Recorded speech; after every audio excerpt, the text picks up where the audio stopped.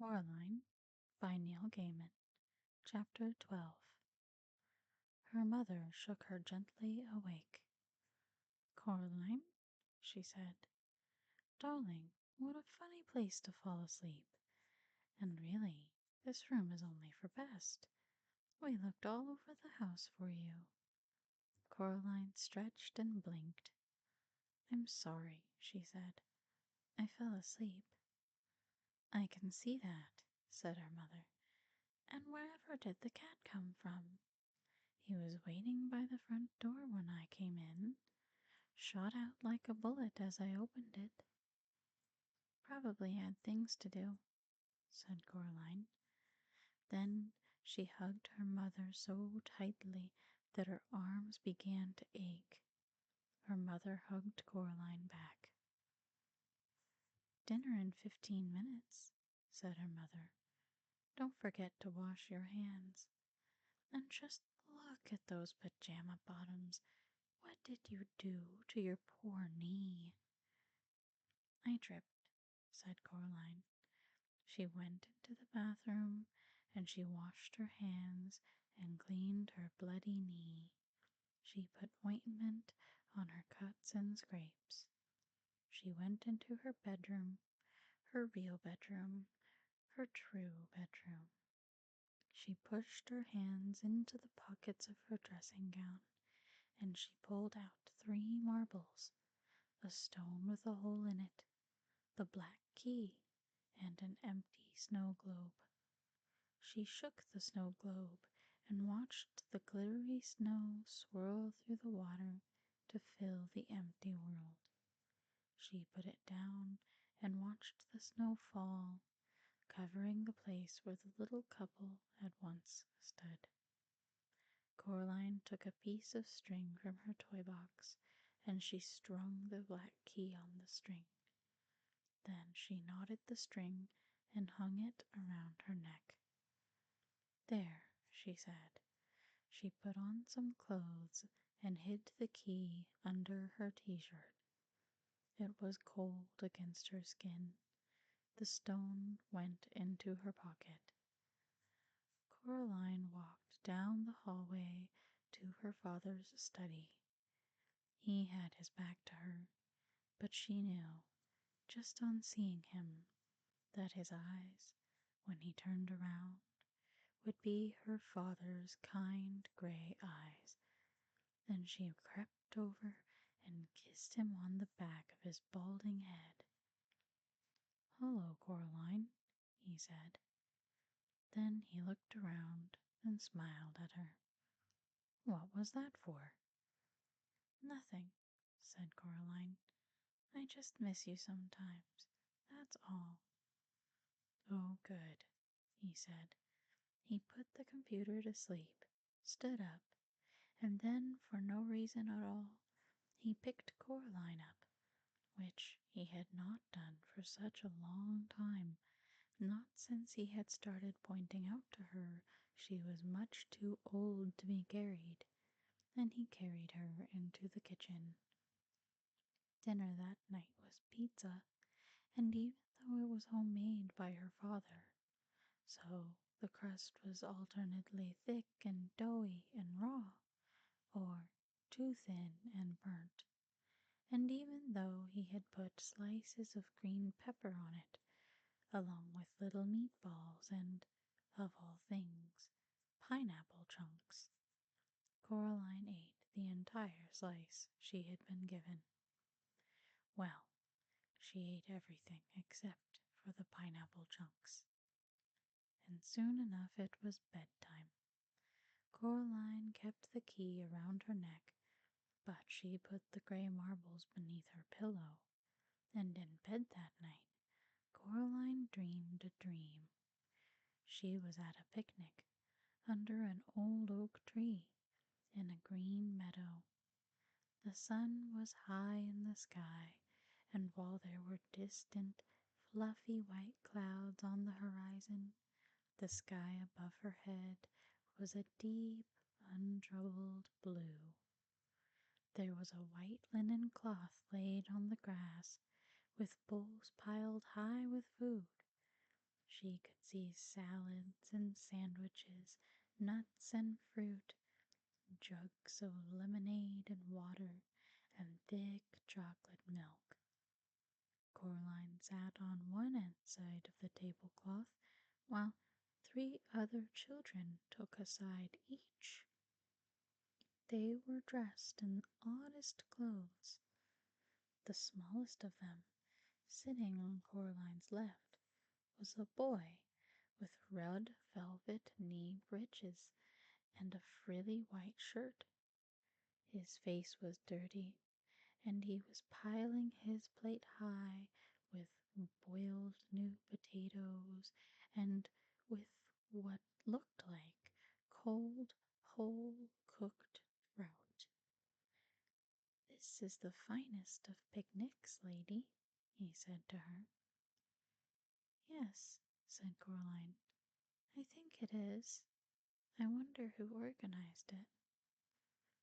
"Why, I rather think you did, miss," said a tall girl sitting opposite Coraline. She wore a brown, rather shapeless dress and had a brown bonnet on her head which tied beneath her chin. "And we are more grateful for it and for all than ever words can say." She was eating slices of bread and jam, deftly cutting the bread from a large golden brown loaf with a huge knife, then spooning on the purple jam with a wooden spoon. She had jam all around her mouth. "Aye, this is the finest food I have eaten in centuries," said the girl on Coraline's right. She was a very pale child, dressed in what seemed to be spider's webs, with a circle of glittering silver set in her blonde hair. Coraline could have sworn that the girl had 2 wings, like dusty silver butterfly wings, not bird wings, coming out of her back. The girl's plate was piled high with pretty flowers. She smiled at Coraline, as if it had been a very long time since she had smiled, and she almost, but not quite, forgotten how. Coraline found herself liking this girl immensely. And then, in the way of dreams, the picnic was done, and they were playing in the meadow, running and shouting, and tossing a glittering ball from one to another. Coraline knew it was a dream then, because none of them ever got tired or winded or out of breath. She wasn't even sweating. They just laughed and ran in a game that was partly tag, partly piggy in the middle, and partly just a magnificent romp. 3 of them ran along the ground, while the pale girl fluttered a little over their heads, swooping down on butterfly wings to grab the ball and swing up again into the sky before she tossed the ball to one of the other children. And then, without a word about it being spoken, the game was done, and the 4 of them went back to the picnic cloth, where the lunch dishes had been cleared away, and there were 4 bowls waiting for them. 3 of ice cream, 1 of honeysuckle flowers piled high. They ate with relish. "Thank you for coming to my party," said Coraline, "if it is mine." "The pleasure is ours, Coraline Jones," said the winged girl, nibbling another honeysuckle blossom. "If there were but something we could do for you, to thank you and to reward you." "Aye," said the boy with the red velvet breeches and the dirty face. He put out his hand and held Coraline's hand with his own. It was warm now. "It's a very fine thing you did for us, miss," said the tall girl. She now had a smear of chocolate ice cream all around her lips. "I'm just pleased it's all over," said Coraline. Was it her imagination, or did a shadow cross the faces of the other children at the picnic? The winged girl, the circlet in her hair glittering like a star, rested her fingers for a moment on the back of Coraline's hand. "It is over and done with for us," she said. "This is our staging post. From here, we three will set out for uncharted lands, and what comes after no one alive can say." She stopped talking. "There's a but, isn't there?" said Coraline. "I can feel it, like a rain cloud." The boy on her left tried to smile bravely, but his lower lip began to tremble, and he bit it with his upper teeth and said nothing. The girl in the brown bonnet shifted uncomfortably and said, "Yes, miss." "But I got you three back," said Coraline. "I got Mum and Dad back. I shut the door. I locked it. What more was I meant to do?" The boy squeezed Coraline's hand with his. She found herself remembering when it had been she trying to reassure him, when he was little more than a cold memory in the darkness. "Well, can't you give me a clue?" asked Coraline. "Isn't there something you can tell me?" "The beldam swore by her good right hand," said the tall girl. "But she lied." "My governess," said the boy, "used to say that nobody is ever given more to shoulder than he or she can bear." He shrugged as he said this, as if he had not yet made up his own mind whether or not it was true. "We wish you luck," said the winged girl. "Good fortune and wisdom and courage, although you already have shown that you have all three of these blessings, and in abundance."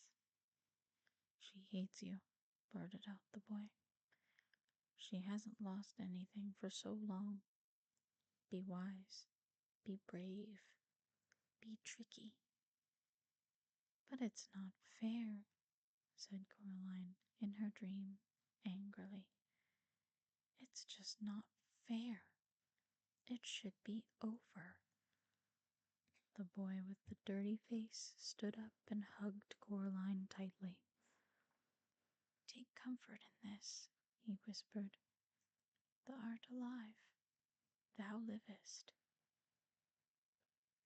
And then her dream Coraline saw that the sun had set and the stars were twinkling in the darkening sky.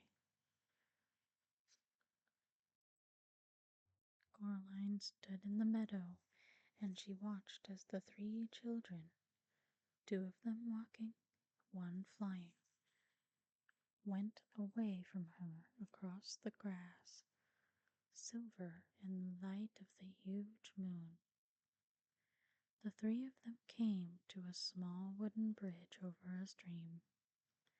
They stopped there and turned and waved, and Coraline waved back. And what came after was darkness. Coraline woke in the early hours of the morning, convinced she had heard something moving, but unsure what it was. She waited. Something made a rustling noise outside her bedroom door. She wondered if it was a rat. The door rattled. Coraline clambered out of bed. "Go away," said Coraline sharply. "Go away, or you'll be sorry." There was a pause. Then the whatever it was scuttled away down the hall. There was something odd and irregular about its footsteps. If they were footsteps. Coraline found herself wondering if it was perhaps a rat with an extra leg. "It isn't over, is it?" she said to herself. Then she opened the bedroom door. The gray pre-dawn light showed her the whole of the corridor, completely deserted. She went toward the front door, sparing a hasty glance back at the wardrobe door mirror hanging on the wall at the other end of the hallway, seeing nothing but her own pale face staring back at her, looking sleepy and serious. Gentle, reassuring snores came from her parents' room, but the door was closed. All the doors off the corridor were closed. Whatever the scuttling thing was, it had to be here somewhere. Coraline opened the front door and looked at the gray sky. She wondered how long it would be until the sun came up, wondered whether her dream had been a true thing, while knowing in her heart that it had been.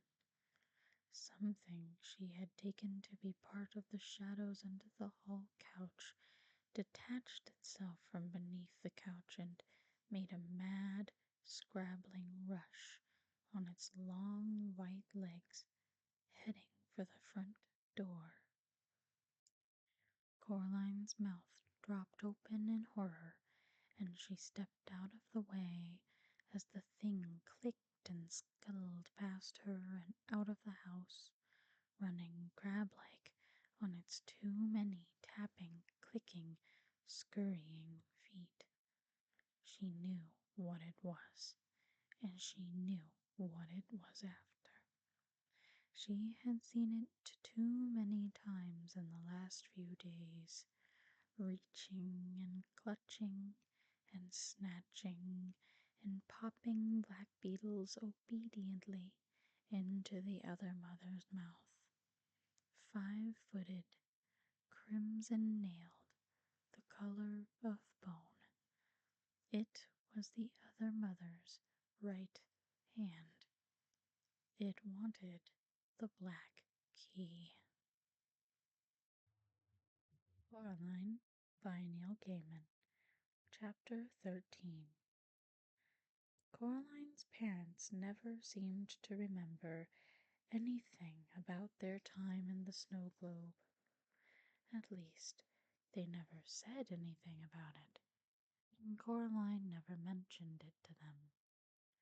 Sometimes she wondered whether they had ever noticed that they had lost 2 days in the real world, and came to the eventual conclusion that they had not. Then again, there are some people who keep track of every day and every hour, and there are people who don't. And Coraline's parents were solidly in the second camp. Coraline had placed the marbles beneath her pillow before she went to sleep that first night home in her own room once more. She went back to bed after she saw the other mother's hand, although there was not much time left for sleeping, and she rested her head back on that pillow. Something scrunched gently as she did. She sat up and lifted the pillow. The fragments of the glass marbles that she saw looked like the remains of eggshells one finds beneath the trees in springtime, like empty, broken robin's eggs. or even more delicate, wren's eggs perhaps. Whatever had been inside the glass spheres had gone. Coraline thought of the 3 children waving goodbye to her in the moonlight, waving before they crossed that silver stream. She gathered up the eggshell thin fragments with care and placed them in a small blue box, which had once held a bracelet that her grandmother had given her when she was a little girl. The bracelet was long lost, but the box remained. Miss Spink and Miss Forcible came back from visiting Miss Spink's niece, and Coraline went down to their flat for tea. It was a Monday. On Wednesday, Coraline would go back to school. A whole new school year would begin. Miss Forcible insisted on reading Coraline's tea leaves. Well, looks like everything's mostly ship-shape and Bristol fashion, lovey, said Miss Forcible. Sorry, said Coraline. Everything is coming up roses, said Miss Forcible. Well, almost everything. I'm not sure what that is. She pointed to a clump of tea leaves sticking to the side of the cup. Miss Spink tutted and reached for the cup. Honestly, Miriam, give it over here. Let me see. She blinked through her thick spectacles. Oh dear. No, I have no idea what that signifies. It looks almost like a hand. Coraline looked. The clump of leaves did look a little like a hand, reaching for something. Hamish, the Scotty dog, was hiding under Miss Forcible's chair, and he wouldn't come out. I think he was in some sort of fight, said Miss Spink. He has a deep gash in his side, poor dear. We'll take him to the vet later this afternoon. I wish I knew what could have done it. Something, Coraline knew, would have to be done. That final week of the holidays, the weather was magnificent, as if the summer itself were trying to make up for the miserable weather they had been having, but giving them some bright and glorious days before it ended. The crazy old man upstairs called down to Coraline when he saw her coming out of Miss Spink and Miss Forcible's flat. Hey, hi, you, Coraline. Caroline, he shouted over the railing. It's Coraline, she said. How are the mice? Something has frightened them, said the old man, scratching his mustache. I think maybe there is a weasel in the house. Something is about. I heard it in the night. In my country, we would have put down a trap for it. Maybe put down a little meat or hamburger, and when the creature comes to feast, then, bam, it would be caught and never bother us more. The mice are so scared they will not even pick up their little musical instruments. I don't think it wants meat, said Coraline. She put her hand up and touched the black key that hung about her neck. Then she went inside. She bathed herself and kept the key around her neck the whole time she was in the bath. She never took it off any more. Something scratched at her bedroom window after she went to bed. Coraline was almost asleep, but she slipped out of her bed and pulled open the curtains. A white hand with crimson fingernails leapt from the shadow ledge into a drain pipe and was immediately out of sight. There were deep gouges in the glass on the other side of the window.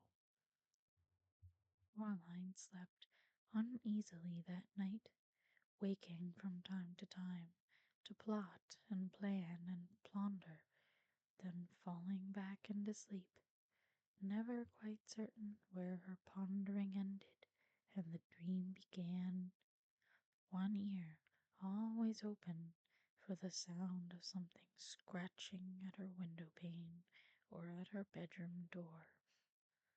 In the morning, Coraline said to her mother, "I'm going to have a picnic with my dolls today. Can I borrow a sheet? An old one you don't need any longer, as a tablecloth?" "I don't think we have one of those," said her mother. She opened the kitchen drawer that held the napkins and the tablecloths, and she prodded about in it. "Hold on, will this do?" It was a folded up disposable paper tablecloth covered with red flowers, left over from some picnic they had been on several years before. "That's perfect," said Coraline. "I didn't think you played with your dolls any more," said Mrs. Jones. "I don't," admitted Coraline. "They're protective coloration." "Well, be back in time for lunch," said her mother. "Have a good time." Coraline filled a cardboard box with dolls and with several plastic doll teacups. She filled a jug with water. Then she went outside. She walked down to the road, just as if she were going to the shops. Before she reached the supermarket, she cut across a fence into some wasteland and along an old drive, then crawled under a hedge. She had to go under the hedge in 2 journeys in order not to spill the water from the jug. It was a long, roundabout, looping journey, but at the end of it, Coraline was satisfied that she had not been followed. She came out behind the dilapidated old tennis court. She crossed over it to the meadow where the long grass swayed. She found the planks on the edge of the meadow. They were astonishingly heavy, almost too heavy for a girl to lift, even using all her strength, but she managed. She didn't have any choice. She pulled the planks out of the way, one by one, grunting and sweating with the effort, revealing a deep, round, brick-lined hole in the ground. It smelled of damp in the dark. The bricks were greenish and slippery. She spread out the tablecloth and laid it carefully over the top of the well. She put a plastic doll's cup every foot or so at the edge of the well, and she weighed each cup down with water from the jug. She put a doll in the grass beside each cup, making it look as much like a doll's tea party as she could. Then she retraced her steps back under the hedge, along the dusty yellow drive, around the back of the shops, back to her house. She reached up and took the key from around her neck. She dangled it from the string as if the key were just something she liked to play with. Then she knocked on the door of Miss Spink and Miss Forcible's flat. Miss Spink opened the door. "Hello, dear," she said. "I don't want to come in," said Coraline. "I just wanted to find out how Hamish was doing." Miss Spink sighed. "The vet says that Hamish is a brave little soldier," she said. "Luckily, the cut doesn't seem to be infected. We cannot imagine what could have done it. The vet says some animal, he thinks, but has no idea what. Mr. Bobo says he thinks it might have been a weasel. Mr. Bobo? The man in the top flat. Mr. Bobo. Fine old circus family, I believe. Romanian or Slovenian or Livonian, one of those countries. Ah, bless me, I can never remember them anymore. It had never occurred to Coraline that the crazy old man upstairs actually had a name, she realized. If she'd known his name was Mr. Bobo, she would have said it every chance she got. How often do you get to say a name like Mr. Bobo aloud? Oh, said Coraline to Miss Spink. Mr. Bobo. Right. Well, she said, now a little louder, I'm going to go and play with my dolls now, over by the old tennis court, round the back. That's nice, dear, said Miss Spink. Then she added confidentially, make sure you keep an eye out for the old well. Mr. Lovett, who was here before your time, said that he thought it might go down for half a mile or more. Coraline hoped that the hand had not heard this last, and she changed the subject. This key? Said Coraline loudly. Oh, it's just some old key from our house. It's part of my game. That's why I'm carrying it around with me on this piece of string. Well, goodbye now. What an extraordinary child, said Miss Spink to herself as she closed the door. Coraline ambled across the meadow toward the old tennis court, dangling and swinging the back key on its piece of string as she walked. Several times she thought she saw something the color of bone in the undergrowth. It was keeping pace with her, about 30 feet away. She tried to whistle, but nothing happened, so she sang out loud instead, a song her father had made up for her when she was a little baby and which had always made her laugh.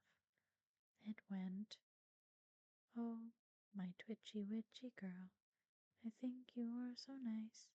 I give you bowls of porridge and I give you bowls of ice cream. I give you lots of kisses and I give you lots of hugs, but I never give you sandwiches with bugs in. That was what she sang as she sauntered through the woods, and her voice hardly trembled at all. The dolls' tea party was where she had left it.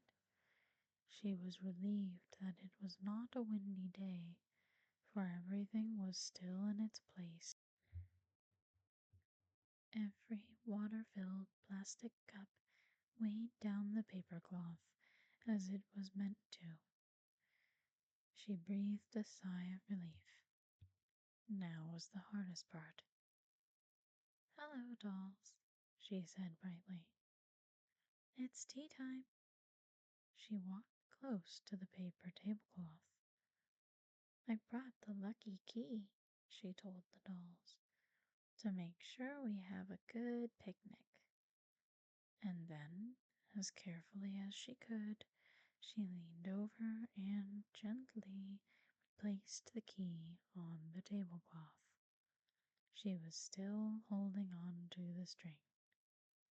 She held her breath, hoping that the cups of water at the edges of the well would weigh the cloth down, letting it take the weight of the key without collapsing into the well. The key sat in the middle of the paper picnic cloth. Coraline let go of the string and took a step back. Now it was all up to the hand. She turned to her dolls. Who would like a piece of cherry cake? She asked. Jemima, Pinky, Primrose, and she served each doll a slice of invisible cake on an invisible plate, chattering happily as she did so. From the corner of her eye, she saw something bone-white scamper from one tree trunk to another, closer and closer. She forced herself not to look at it. Jemima, said Coraline, what a bad girl you are. You've dropped your cake. Now I'll have to go over and get you a whole new slice. And she walked around the tea party until she was on the other side of it to the hand. She pretended to clean up spilled cake and to get Jemima another piece. And then, in a skittering, chittering rush, it came. The hand, running high on its fingertips, scrabbled through the tall grass and up onto a tree stump. It stood there for a moment, like a crab tasting the air, and then it made one triumphant, nail-clacking leap onto the center of the paper tablecloth. Time slowed for Coraline. The white fingers closed around the black key, and then the weight and the momentum of the hand sent the plastic doll cups flying, and the paper tablecloth, the key, and the other mother's right hand went tumbling down into the darkness of the well. Coraline counted slowly under her breath. She got up to 40 before she heard a muffled splash coming from a long way below. Someone had once told her that if you look up at the sky from the bottom of a mine shaft, even in the brightest daylight, you see a night sky and stars. Coraline wondered if the hand could see stars from where it was. She hauled the heavy planks back onto the well, covering it as carefully as she could. She didn't want anything to fall in. She didn't want anything ever to get out. Then she put her dolls and the cups back in the cardboard box she had carried them out in.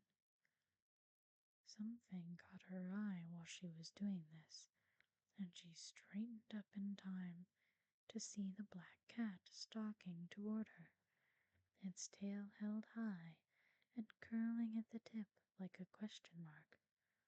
It was the first time she had seen the cat in several days since they had returned together from the other mother's place.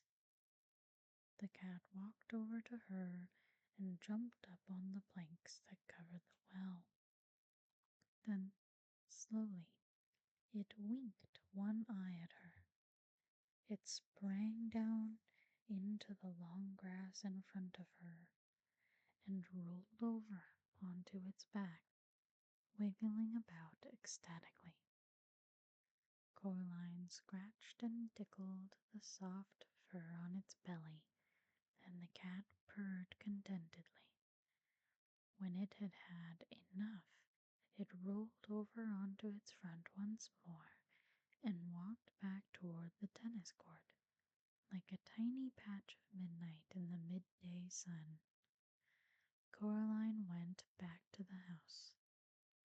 Mr. Bobo was waiting for her in the driveway. He clapped her on the shoulder. "The mice tell me that all is good," he said.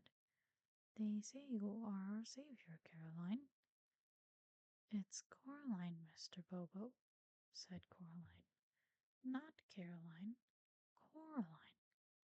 "Coraline," said Mr. Bobo, repeating her name to himself with wonderment and respect. "Very good, Coraline. They might say that I must tell you as soon as they are ready to perform in public. You will come up and watch them as the first audience of all. They will play Tumpty Umpty and Doodle Oodle, and they will dance and do 1,000 tricks. That is what they say. I would like that very much, said Coraline, when they're ready. She knocked at Miss Spink and Miss Forcible's door. Miss Spink let her in, and Coraline went into their parlor. She put her box of dolls down on the floor. Then she put her hand into her pocket and pulled out the stone with the hole in it. Here you go, she said. I don't need it any more. I'm very grateful. I think it may have saved my life and saved some other people's death. She gave them both tight hugs, although her arms barely stretched around Miss Spink, and Miss Forcible smelled like the raw garlic she had been cutting. Then Coraline picked up her box of dolls and went out. What an extraordinary child, said Miss Spink. No one had hugged her like that since she had retired from the theater. That night Coraline lay in bed, all bathed, teeth cleaned, with her eyes open, staring up at the ceiling. It was warm enough that, now that the hand was gone, she had opened her bedroom window wide. She had insisted to her father that the curtains not be entirely closed. That night, Coraline lay in bed, all bathed, teeth cleaned, with her eyes open, staring up at the ceiling. It was warm enough that, now that the hand was gone, she had opened her bedroom window wide. She had insisted to her father that the curtains not be entirely closed.